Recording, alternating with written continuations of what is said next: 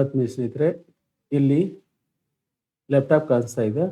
ಹಾಗೆ ಅದರಲ್ಲಿ ಒಂದು ಫೇಸ್ ಕ್ಯಾಮ್ ಇದೆ ನೋಡ್ರಿ. ಅಂದರೆ ನಾನು ಮೊಬೈಲ್ ಫೋನನ್ನೇ ವೆಬ್ ಕ್ಯಾಮಾಗಿ ಕನ್ವರ್ಟ್ ಮಾಡ್ಕೊಂಡಿದ್ದೀನಿ. ಅದು ಎದ್ರ ಸಹಾಯದಿಂದ ಅಂದರೆ ಇಲ್ಲಿ ಡ್ರೈಡ್ ಕ್ಯಾಮ್ ಅಪ್ಲಿಕೇಶನ್ ಸಹಾಯದಿಂದ ಕನ್ವರ್ಟ್ ಮಾಡ್ಕೊಂಡಿದ್ದೀನಿ. ಆ ಫೋನನ್ನು ಇಲ್ಲಿ ಮೊಬೈಲ್ ಸ್ಟ್ಯಾಂಡಿಗೆ ಜೋಡಿಸಿ ನನ್ನ ಎದುರಿಗಿದೆ ನೋಡ್ರಿ, ಇಲ್ಲಿ ಕಾಣಿಸ್ತಾ ಇದೆ. ಈಗ ಇದೇ ಕ್ಯಾಮ್ರಾವನ್ನು ಬಳಸ್ಕೊಂಡು ಅಂದರೆ ಮೊಬೈಲನ್ನು ವೆಬ್ ಕ್ಯಾಮಾಗಿ ಕನ್ವರ್ಟ್ ಮಾಡ್ಕೊಂಡಿದ್ದೀನಿ. ಈ ಕ್ಯಾಮ್ರಾವನ್ನು ನಾನು OBS ಸ್ಟುಡಿಯೋದಲ್ಲಿ ಆ್ಯಡ್ ಮಾಡಿಕೊಂಡು ಬ್ಯಾಕ್ಗ್ರೌಂಡನ್ನು ರಿಮೂವ್ ಮಾಡಿಕೊಂಡು ಚೆನ್ನಾಗಿರುವಂಥ ಫೇಸ್ ಕ್ಯಾಮ್ ವಿಡಿಯೋನ ಹೇಗೆ ಮಾಡ್ಬೇಕು ಅನ್ನೋದನ್ನು ಈ ವಿಡಿಯೋದಲ್ಲಿ ತೋರಿಸ್ತಾ ಇದ್ದೀನಿ. ಈಗ ನಾನೇನು ಮಾಡಿದ್ದೀನಿ ನೋಡ್ರಿ, OBS ಸ್ಟುಡಿಯೋನ ಓಪನ್ ಮಾಡ್ಕೊಂಡಿದ್ದೀನಿ.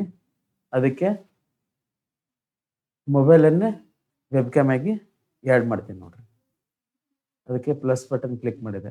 ಯಾವುದು ಸೋರ್ಸ್ ಸೆಕ್ಷನ್ದಲ್ಲಿ ಬಂದು ಆ್ಯಡ್ ಸೋರ್ಸಿಗೆ ಬಂದು ವಿಡಿಯೋ ಕ್ಯಾಪ್ಚರ್ ಡಿವೈಸನ್ನು ಸೆಲೆಕ್ಟ್ ಮಾಡ್ಕೋತೀನಿ. ಮಾಡಿಕೊಂಡು ಡಿಫಾಲ್ಟಾಗಿ ಅದೇನಾಗ್ತೈತೆ ಅಂದರೆ ಇಂಟಿಗ್ರೇಟೆಡ್ ಕ್ಯಾಮ್ರಾ ಅಂದರೆ ಲ್ಯಾಪ್ಟಾಪದ ಕ್ಯಾಮ್ರಾ ಸೆಲೆಕ್ಟ್ ಆಕೈತಿ. ಅದನ್ನು ಚೇಂಜ್ ಮಾಡ್ಕೊಂಡು ನಾವು, ಯಾಕಂದರೆ ಡ್ರೈಡ್ ಕ್ಯಾಮ್ ಸಹಾಯದಿಂದ ವೆಬ್ ಕ್ಯಾಮ್ ಮಾಡಿ ಆ್ಯಡ್ ಮಾಡಿದಾನಲ್ಲ, ಅದಕ್ಕೆ ಡ್ರೈಡ್ ಕ್ಯಾಮ್ ಸೋರ್ಸ್ 3 ಅಂತ ಸೆಲೆಕ್ಟ್ ಮಾಡ್ಕೊಂಡು ಈಗ ಓಕೆ ಕೊಡೋಣ.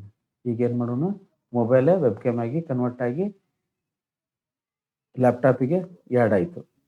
ನಾವೇನು ಮಾಡೋಣ, ಈಗ ಇದನ್ನು ರೀಸೈಜ್ ಮಾಡ್ಕೋಬೇಕಾದ್ರೆ ಆಲ್ಟ್ ಬಟನ್ ಪ್ರೆಸ್ ಮಾಡಿ ರೀಸೈಜ್ ಮಾಡ್ಕೊಂಡು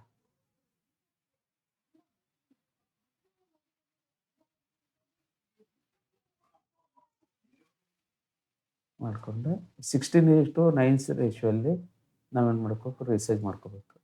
ಈಗ ಫಿಟ್ ಆಯಿತು. ಹೌದಾ?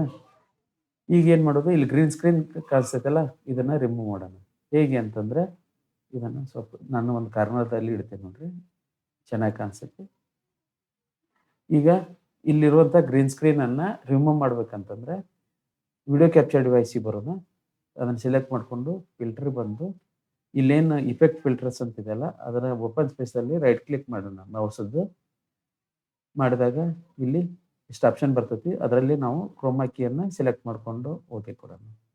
ನೋಡ್ರಿ, 100% ಒಂದೇ ಕ್ಲಿಕ್ಕಿಗೆ ಬ್ಯಾಕ್ಗ್ರೌಂಡು ರಿಮೂವ್ ಆಯಿತು. ಈಗ ಇದನ್ನು ಕ್ಲೋಸ್ ಮಾಡಿರಿ. ಇಷ್ಟ ಆಯಿತು. ಈಗೇನು ಮಾಡೋಣ, ಇದಕ್ಕೆ ಒಂದು ಚೆನ್ನಾಗಿರುವಂತಹ ಬ್ಯಾಕ್ಗ್ರೌಂಡ್ ಇಮೇಜನ್ನು ಹಾಕೋಣ. ಯಾಕಂದರೆ ಬ್ಯಾಕ್ಗ್ರೌಂಡ್ ಚೆನ್ನಾಗಿರ್ಬೇಕಂದ್ರೆ ಒಂದು ಚೆನ್ನಾಗಿರುವಂಥ ಬ್ಯಾಕ್ಗ್ರೌಂಡಿನ ಇಮೇಜನ್ನು ಹಾಕೋಣ. ಅದಕ್ಕೆ ಏನು ಮಾಡಬೇಕು, ಸೋರ್ಸ್ ಸೆಕ್ಷನ್ಗೆ ಬಂದು ಮತ್ತು ಇಮೇಜ್ ಅಂತ ಸೆಲೆಕ್ಟ್ ಮಾಡಿಕೊಂಡು ಓಕೆ ಕೊಡೋಣ. ಮತ್ತು ಬ್ರೌಸ್ ಮಾಡಿ ಇಲ್ಲಿ ಯಾವುದಾರ ಒಂದು ಇಮೇಜನ್ನು ಹಾಕೋಣ.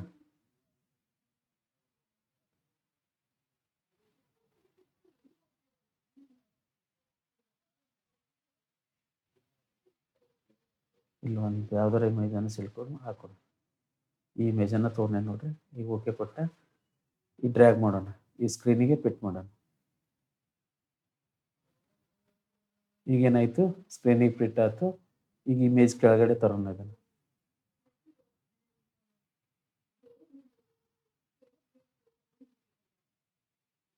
ಹೌದಾ? ಈಗ ನಮ್ಮ ಫೇಸ್ ಕ್ಯಾಮ್ ಇದೆಯಲ್ಲ, ಅದನ್ನು ದೊಡ್ಡದು ಮಾಡೋಣ. ಈಗೇನಾಯ್ತು ನೋಡ್ರಿ, ವರ್ಚುವಲ್ ಇಮೇಜ್ ಇದ್ದರೂ ಅದು ರಿಯಲ್ ಆಗಿ ಕಾಣಿಸ್ತಾ ಇದೆ. ಸ್ನೇಹಿತರೆ, ನಾನು ಹೇಗೆ ಮಾಡಿದೆ, ಗ್ರೀನ್ ಸ್ಕ್ರೀನನ್ನು ರಿಮೂವ್ ಮಾಡಿದೆ. ಅದಕ್ಕಾಗಿ ಸಪ್ರೇಟ್ ವಿಡಿಯೋನ ಮಾಡಲ್ಲ. ಆಮೇಲೆ ಒಂದು ಚೆನ್ನಾಗಿರುವಂಥ ಇಮೇಜನ್ನು ಹಾಕಿದ್ವಿ. ನಂತರ ಆಡಿಯೋ ರೆಕಾರ್ಡ್ ಮಾಡಲಿಕ್ಕೆ ಒಂದು ಗ್ರೇನಾರ್ P10 ಅನ್ನುವಂಥ ವೈರ್ಲೆಸ್ ಮೈಕ್ರೋಫೋನನ್ನು ಕನೆಕ್ಟ್ ಮಾಡಿದ್ದೇನೆ.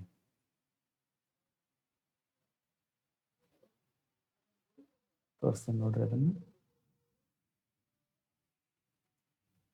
ಇಲ್ಲಿ ಆಡಿಯೋ ಇನ್ಪುಟ್ ಕ್ಯಾಪ್ಚರ್ ಅಂತಿದೆ ನೋಡ್ರಿ, ಡಬಲ್ ಕ್ಲಿಕ್ ಮಾಡ್ತೇನೆ ನೋಡ್ರಿ. ಮಾಡಿದಾಗ ಜಾಕ್ ಮೈಕ್ ಅಂತ ತೋರಿಸುತ್ತೆ. ಯಾಕೆ ಜಾಕ್ ಮೈಕ್ ಅಂತ ತೋರಿಸುತ್ತೆ ಅಂದರೆ ಇದರ ಕನೆಕ್ಟಿವಿಟಿ ಏನಾಗಿದೆ, ಅಕ್ಸ್ ಕೇಬಲ್ ಆಗಿದೆ. ಅಕ್ಸ್ ಕೇಬಲ್ ಸಹಾಯದಿಂದ ಕನೆಕ್ಟ್ ಮಾಡಿದ್ದಕ್ಕೆ ಜಾಕ್ ಮೈಕ್ ಅಂತ ತೋರಿಸ್ತಾ ಇದೆ. ಓಕೆ ಕೊಟ್ಟೆ. ನಾ ಕನೆಕ್ಟ್ ಮಾಡಿದಂಥ ಮೈಕ್ರೋಫೋನ್ ಯಾವುದು ಅಂತಂದರೆ ವೈರ್ಲೆಸ್ ಮೈಕ್ರೋಫೋನು ಇಲ್ಲಿದೆ ನೋಡ್ರಿ, ಗ್ರೇನಾರೋ P10 ಅಂತ. ಇಷ್ಟೇ. ಅಂದರೆ ಈ ವಿಡಿಯೋದಲ್ಲಿ ಸಿಂಪಲ್ ಆಗಿ ನಾ ಏನು ಮಾಡಿದ್ದೀನಿ, ಮೊಬೈಲನ್ನೇ ವೆಬ್ಕ್ಯಾಮ್ ಕನ್ವರ್ಟ್ ಮಾಡ್ಕೊಂಡಿದ್ದೀನಿ. ಒಂದು ವೈರ್ಲೆಸ್ ಮೈಕ್ರೋಫೋನನ್ನು ಆಡಿಯೋ ರೆಕಾರ್ಡ್ ಮಾಡಲಿಕ್ಕೆ ಕನೆಕ್ಟ್ ಮಾಡಿದ್ದೀನಿ. ಸ್ಕ್ರೀನ್ ರೆಕಾರ್ಡರ್ ಆಗಿ OBS ಅನ್ನು ಬಳಸ್ಕೊಂಡಿದ್ದೀನಿ. ಅದರಲ್ಲಿ ಬ್ಯಾಕ್ಗ್ರೌಂಡನ್ನು ರಿಮೂವ್ ಮಾಡಿದೆ. ಎದ್ರ ಸಹಾಯದಿಂದ ಅಂದರೆ ಕ್ರೋಮಾ ಕೀ ಸಹಾಯದಿಂದ. ನಾನೀಗ ಈ ವಿಡಿಯೋದಲ್ಲಿ ಮಾಡಿದ್ದು ಯಾವುದು, ಬ್ಯಾಕ್ಗ್ರೌಂಡ್ ಹಾಕಿದನಲ್ಲ ಅದು ರಿಯಲ್ ಬ್ಯಾಕ್ಗ್ರೌಂಡ್ ಅಲ್ಲ, ಅದು ವರ್ಚುವಲ್ ಬ್ಯಾಕ್ಗ್ರೌಂಡು, ಅಂದರೆ ಇಮೇಜನ್ನು ಹಾಕಿದ್ದೀನಿ ಅಷ್ಟೇ. ಆಮೇಲೆ ಆಲ್ಮೋಸ್ಟ್ ಆಲ್ ನಾನು ಬಳಸುವಂಥ ಗೆಜೆಟ್ ಹೇಗಿರ್ತಾವೆ ಅಂತಂದರೆ ಪ್ಲಗ್ ಆ್ಯಂಡ್ ಪ್ಲೇ ಆಗಿರ್ತಾವೆ. ಯಾವುದೇ ಸೆಟ್ಟಿಂಗ್ ಮಾಡ್ಕೊಂತ ಅವಶ್ಯ ಇಲ್ಲ.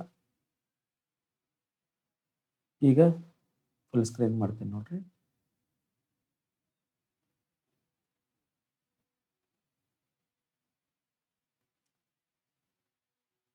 ಸ್ನೇಹಿತರೆ, ಇಲ್ಲಿವರೆಗೆ ಈ ವಿಡಿಯೋನ ನೋಡಿದಲ್ಲ, ಈ ವಿಡಿಯೋ ನಿಮ್ಗೆ ಇಷ್ಟ ಆದರೆ ಲೈಕ್ ಮಾಡಿ, ಶೇರ್ ಮಾಡಿ, ಹಾಗೆ ನನ್ನ ಚಾನಲ್ಗೆ ಸಬ್ಸ್ಕ್ರೈಬ್ ಆಗಿ ಮತ್ತು ಈ ವಿಡಿಯೋನ ಕೊನೆಯವರೆಗೆ ನೋಡಿ ಅಂತ ಕೇಳ್ಕೊತಾ ಈ ವಿಡಿಯೋನ ಮುಗಿಸ್ತಾ ಇದ್ದೀನಿ. ಧನ್ಯವಾದಗಳು.